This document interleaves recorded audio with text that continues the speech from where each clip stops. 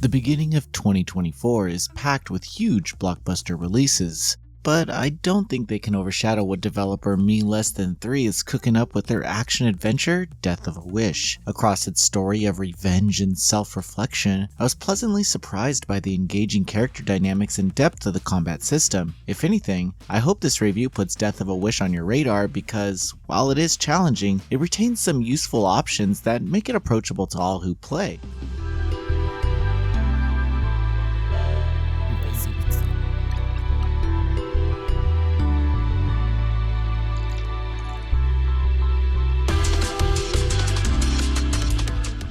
Death of a Wish opens with the angsty young fighter named Christian, who has just caught on to the misdeeds of his cult that he's a part of. From the opening moments, Christian fights back against those who brought him up, but things don't go as planned, and he finds himself on the verge of death. Still hungry for revenge, Christian aims to continue trying to take down the cult, and while events blur the lines of who's the real puppet masters here, nothing is going to stand in his way. I should add that I haven't played the first game, Luca, Born of a Dream, which does set up some of the complexities that Christian is facing, so if you want the full narrative, I would probably advise playing that game. Across the revenge quest though, Christian meets several others who are willing to help him out. I will say that their introductions are a bit flimsy, but the writing opts to flesh out their backstory in the later half of the game, saving the first few acts for surface level explanations as to why they wish to help. Even Christian's general reasoning for fighting back against the church takes time to be fully realized, but that is just on par for the course in such an action-heavy experience. I found it to be a nice change of pace to be able to master the gameplay before really investing myself in the narrative. As for the quality of the writing, I will say that I wish there was a thesaurus of some sort, as the dialogue likes to throw around a lot of terms with very little information. But while this hurts the general world building, I found it easy enough to follow for the most part.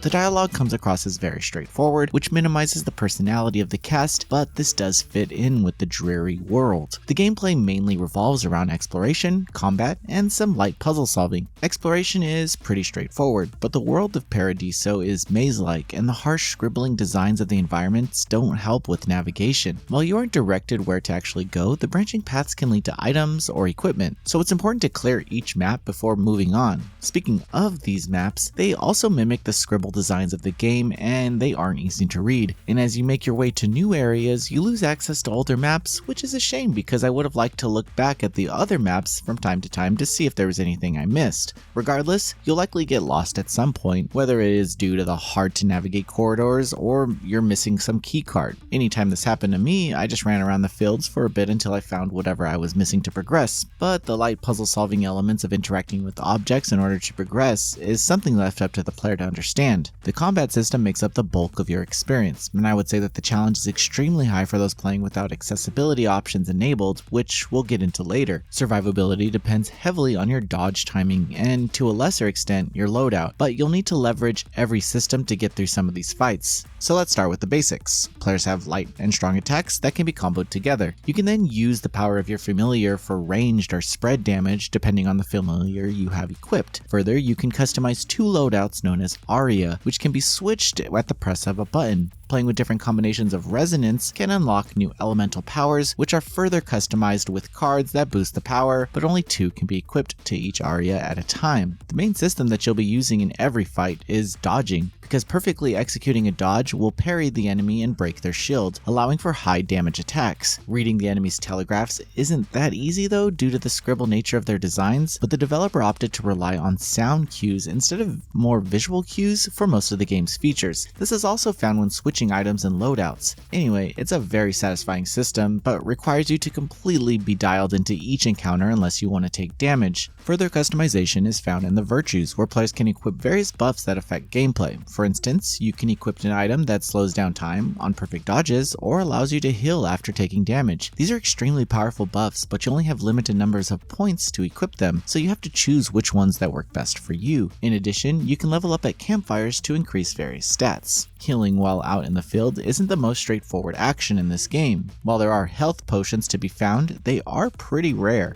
The main resource that gets refilled from resting allows players to rewind a fight to the beginning if they are losing. Yes, this means you need to use it before you think you're going to die, but you only have a limited number of them. Thankfully, there are checkpoints during boss fights, so you don't have to go all the way back to the beginning of those tougher battles. I ended up finding this system to be really cool, as it gives you the chance to try and make a daring comeback during a fight and avoid all the damage taken, or just try again. Trying again isn't a bad thing either, as you need to be aware of the growing corruption that makes fights tougher. By doing well in a fight, you are ranked and the corruption is removed. However, if you die, corruption significantly increases. This balancing act is present throughout the entire game and does have an effect on encounters, so it's good to pay attention to. If you're having trouble, there are several options available to make the game easier that can be turned on and off at any time. I really like this approach as it allows players to get through the narrative bits if they are just feeling fatigued by the combat. The developer has created something that all action fans have the ability to see through until the end, and while I feel like the frustration of dying and dealing with corruption is a necessary part of the game, I'm not here to judge how you enjoy your experiences.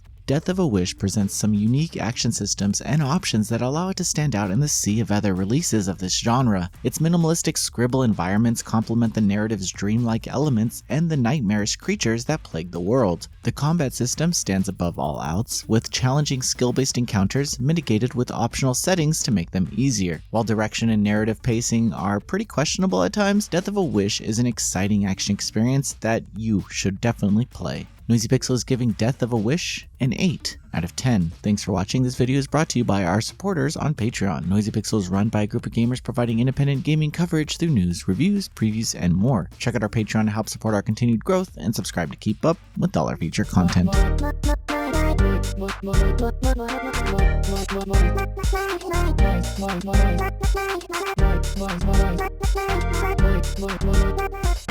Noisy Pixel.